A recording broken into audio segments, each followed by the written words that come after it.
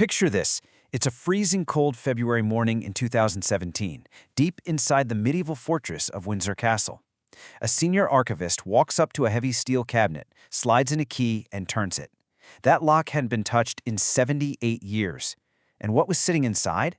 Documents so incredibly explosive and so deeply sensitive that when they were originally locked away, World War II hadn't even started yet. What they pulled out of the dark that day wasn't just a stack of dusty old letters. It was a literal ticking time bomb, one that threatened to completely blow up the carefully curated history of the British monarchy. Okay, let's dive into this explainer. Those documents belong to King Edward VIII. Yeah, the guy who famously gave up the throne to Mary Wallace Simpson. But guys, this was definitely not some romantic fairy tale. These newly unsealed papers contained undeniable, hard proof that the former king actively fed intelligence to the Nazi high command. I mean, he literally encouraged the Germans to relentlessly bomb England just to force his own country into submission. And the craziest part?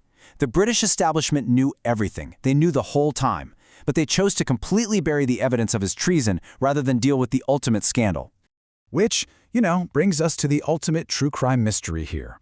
If the highest levels of government and the monarchy itself secretly colluded to hide the actual treason of a former sovereign for almost 8 decades, well, you really have to ask yourself, what else is the British monarchy hiding? Why go to such insane lengths to bury a betrayal? To figure that out, we really need to look at exactly how they managed to keep a secret of this massive magnitude hidden in plain sight. And this brilliantly illustrates the sheer scale of the cover-up we're talking about. Look at this timeline.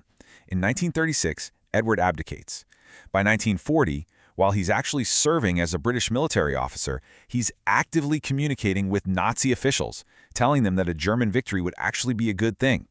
But instead of prosecuting a former king for treason, the government and the royal household basically just threw a giant, heavy blanket over the entire shebang.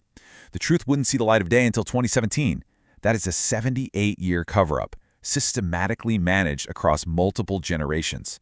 Just wild. Section 1. The 100-Year Rule, a bureaucratic buffer. So how did they legally pull this off for so long? Well, imagine a family keeping a heavily edited, kind of dark scrapbook locked up in a safe, with one very strict rule. Absolutely nobody opens it until every single person mentioned inside is dead. That is essentially the 100-year rule. On paper, sure, this mechanism withholds royal documents for quote-unquote diplomatic sensitivity. But in reality, it's an absolute masterclass in institutional self-preservation. Because think about it, if a scandal leaks while people are still alive, it invites prosecution, it invites massive public outrage. But if you release it 100 years later, it's just distant history, completely and safely detached from the living institution.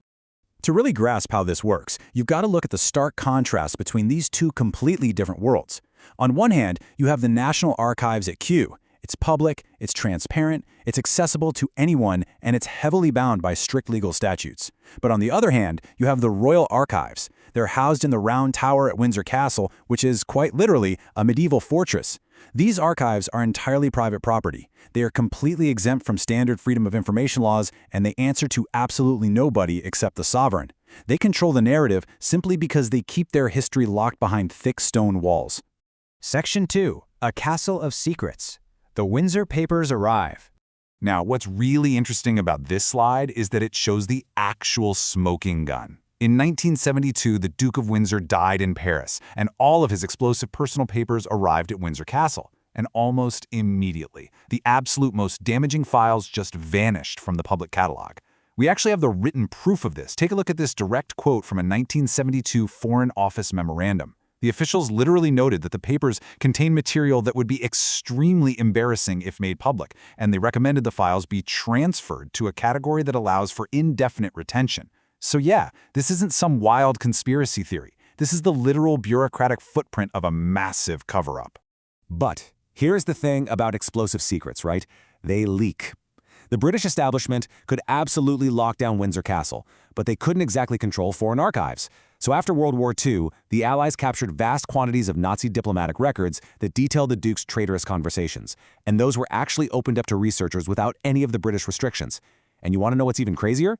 In the 1970s, American archives revealed that President Franklin D. Roosevelt personally ordered FBI agents to actively surveil the Duke in the Bahamas. Why? Because U.S. intelligence literally viewed this British royal as a massive national security risk. Just think about that. Section 3. The BBC bombshell. Shattering the myth. So, the pressure had been mounting for decades, but the real climax to all of this didn't happen in some dusty, quiet archive. It happened on national television. In 2019, a massive BBC documentary series completely blew the doors off this entire cover-up. They exposed the treason to millions of viewers and instantly shattered that whole romantic myth of Edward VIII. The public backlash was absolutely unprecedented. Over 100,000 outraged citizens signed a petition demanding that royal documents be opened up after 30 years, exactly like standard government files. And the palace's response to all this outrage, prolonged absolute silence. Eventually, a 2021 review happened, but it yielded only modest partial reforms. So the wall of secrecy had definitely cracked, but it hadn't fully fallen. Let's move to and see how this builds in Section 4, the ticking time bomb. What remains hidden?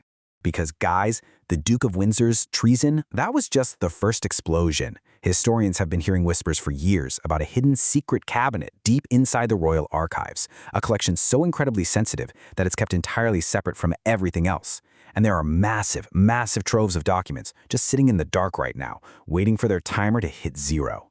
In 2031, heavily guarded royal financial records are going to be released, which could completely shift how the public views the monarchy's wealth.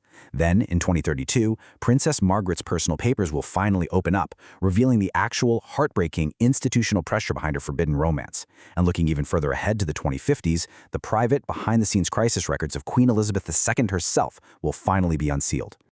So the crucial point is this. The British monarchy has survived for well over 1,000 years, largely by controlling its own story. They've relied on a carefully curated, heavily sanitized version of history to maintain their legitimacy. But with the 100-year rule slowly expiring, file by file, decade by decade, a raw, unedited version of history is coming for them. As these explosive truths inevitably emerge from the shadows, it leaves us with one final massive question. Can an institution built on perfectly preserved myths truly survive total historical transparency?